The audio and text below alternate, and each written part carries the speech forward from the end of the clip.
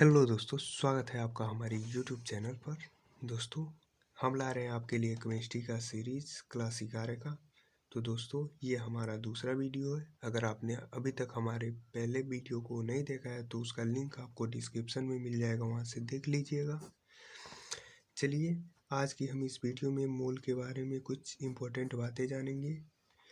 तो चलिए दोस्तों, और एक बात और, अगर आपने अभी तक हमारे चैनल को सब्सक्राइब नहीं किया तो सब्सक्राइब कर लीजिए, जिससे कि मैं जब भी कोई वीडियो अपलोड करूंगा तो उसका नोटिफिकेशन आपको सबसे पहले मिल पाएगा दोस्तों।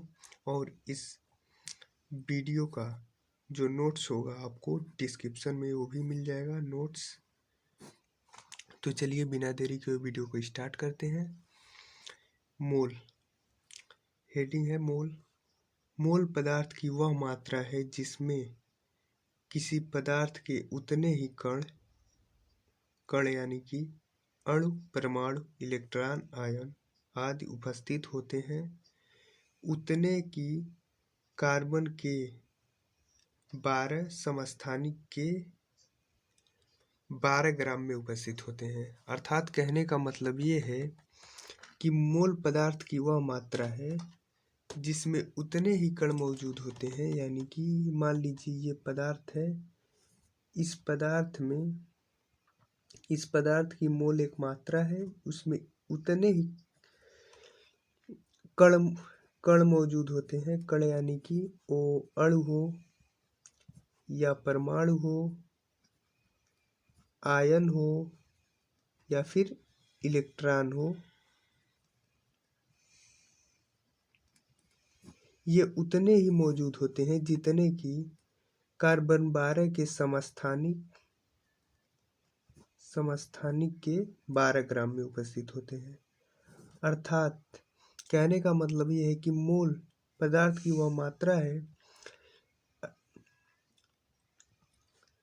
कि इसमें, यानी कि मोल में उतने ही कण, सिंपल सा समझ लीजिए कि मोल में उतने ही कण उपस्थित होंगे जितने कि कार्बन 12 के समस्थानिक के 12 ग्राम में उपस्थित होंगे। चलिए अब आगे देखते हैं, इसमें कुछ पॉइंट है तो हम देखते हैं। पहला पॉइंट, जब भी मोल शब्द का प्रयोग किया जाए तो उसके साथ अणु, परमाणु, इलेक्ट्रॉन, आयन या अल्पकण इसका स्पष्ट होना चाहिए। अर्थात कहने का मतलब ये है कि जब भी हम मोल शब्द की बात करें, मोल शब्द की जब हम प्रयोग करेंगे मोल शब्द का, तो ये हमें स्पष्ट रूप से बताना पड़ेगा कि इसमें आयन की बात हो रही है, इलेक्ट्रॉन की बात हो रही है या फिर अणु या परमाणु की बात हो रही है। जब तक हम बताएंगे नहीं तब तक पता नहीं चलेगा। इसीलिए हमें ये स्पष्ट बताना ही पड़ेगा कि इसमें किसका उपयोग हुआ है। चलिए अब देख लेते हैं हम इसके दूसरे पॉइंट को। तो इसका दूसरा पॉइंट है, किसी पदार्थ की मात्रा को मापने के लिए एसआई सिस्टम में मोल को एक मूल राशि के रूप में सन 1971 को स्वीकार किया गया। अर्थात कहने का मतलब ये है कि मोल को 1971 में एसआई सिस्टम, यानी कि अंतर्राष्ट्रीय प्रणाली है, मापन प्रणाली, उसमें 1971 को इसको मूल राशि के रूप में स्वीकार किया गया। अब बात कर लेते हैं हम इसके तीसरे पॉइंट की। तो इसका तीसरा पॉइंट है, इसे मोल यन से प्रदर्शित करते हैं। यानी कि इसको दर्शाने के लिए हम मोल लिखेंगे या फिर यन लिखेंगे, इसी से इसको प्रदर्शित करेंगे। अगर इतना लिख देंगे तो कोई भी व्यक्ति होगा वो जान जाएगा कि यहाँ पे मोल की बात हो रही है। यन भी लिख देंगे फिर भी वो जान जाएगा। तो चलिए उसके बाद हम इसके चौथे पॉइंट को देख लेते हैं। तो इसका चौथा पॉइंट है, पदार्थ की एक मोल मात्रा में कणों की संख्या सदैव समान रहती है, चाहे वह पदार्थ कोई भी हो। इसके कहने का मतलब ये है कि मान लीजिए कोई एक मोल है, पदार्थ की मोल मात्रा के कणों की संख्या समान रहती है। यानी कि मान लीजिए ये कलम है, मान लीजिए ये मान लीजिए इसमें मान लीजिए ये कलम है एक, तो इसमें समान रूप से यानी कि यहाँ भी और यहाँ भी, यहाँ भी, यहाँ भी, इस पूरे कलम में इसकी मात्रा समान रहेगी, चाहे वह कलम हो या फिर किताब हो या फिर कोई भी वस्तु, टेबल, कुर्सी, मेज, कुछ भी हो। जैसे देख लीजिए CH4 के 16 ग्राम या फिर CO2 के 144 ग्राम में अणुओं की संख्या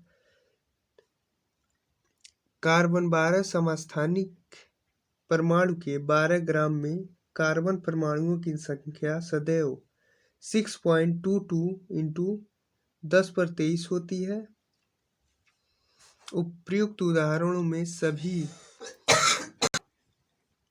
पदार्थ की 1 मोल मात्रा ली गई थी या है। यानी कि इस उदाहरणों में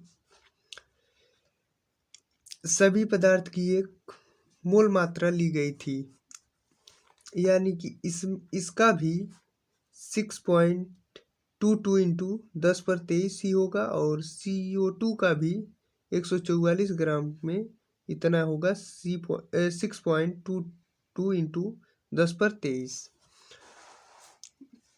इसी बात को ये बता रहा है। इस उपर्युक्त उदाहरणों में सभी पदार्थ के 1 मोल मात्रा ली गई है। अब देख लेते हैं इसका 5वां पॉइंट। कार्बन 12 के 1 परमाणु का द्रव्यमान 1.992648 इंटू 10⁻23 मास स्पेक्ट्रोमीटर से ज्ञात पाया गया है तथा कार्बन 12 के 1 मोल का द्रव्यमान 12 ग्राम होता है। अतः इस मात्रा में 12 ग्राम परमाणुओं की संख्या होगी। अर्थात कहने का मतलब ये है कि हमें कार्बन 12 के परमाणुओं का द्रव्यमान, यानी कि 12 जो कार्बन है इसका द्रव्यमान हमें मास स्पेक्ट्रोमीटर, यानी कि मास स्पेक्ट्रोमीटर, मास माने द्रव्यमान होता है, स्पेक्ट्रोमीटर यानी नापने वाला मशीन होता है, उससे हमें ज्ञात है कि 12 कार्बन 12 का होगा 1.992648 इंटू 10⁻23।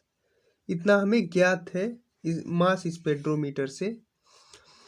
तो कार्बन 12 के 1 मोल का द्रव्यमान, यानी कि कार्बन 12 के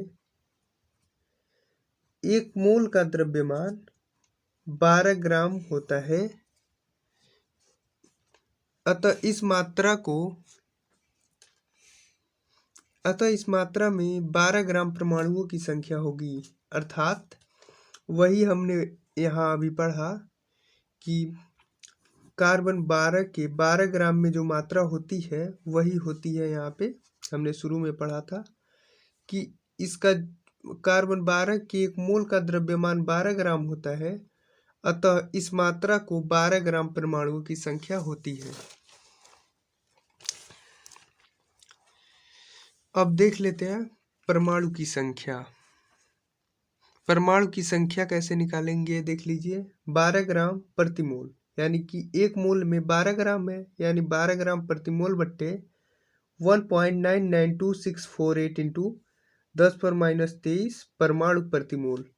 इसको जब हल करेंगे तो आएगा 6.022 इंटू 10⁻23 परमाणु संख्या। यही है हमारी परमाणु संख्या, अवोगाड्रो संख्या। अब देख लेते हैं इसका 6ठा पॉइंट। 6ठा पॉइंट हमारा कहता है, अतः किसी पदार्थ की 1 मोल मात्रा बराबर 6 पॉइंट, यानी 1 मोल मात्रा बराबर होता है हमारा ये मान 6.022 इंटू 10⁻23 परमाणु संख्या, इतना होता है एक मूल मात्रा बराबर। अब बात कर लेते हैं हमारा सातवां पॉइंट। सातवां पॉइंट हमारा क्या कहते हैं देख लेते हैं। इस बृहद संख्या को इटली के महान वैज्ञानिक अमीडो अवोगाड्रो के सम्मान में अवोगाड्रो संख्या या अवोगाड्रो स्थिरांक यन्ने कहते हैं। यानी कि यानी इसको यन्ने से भी प्रदर्शित कर सकते हैं इस मात्रा को, अवोगाड्रो संख्या।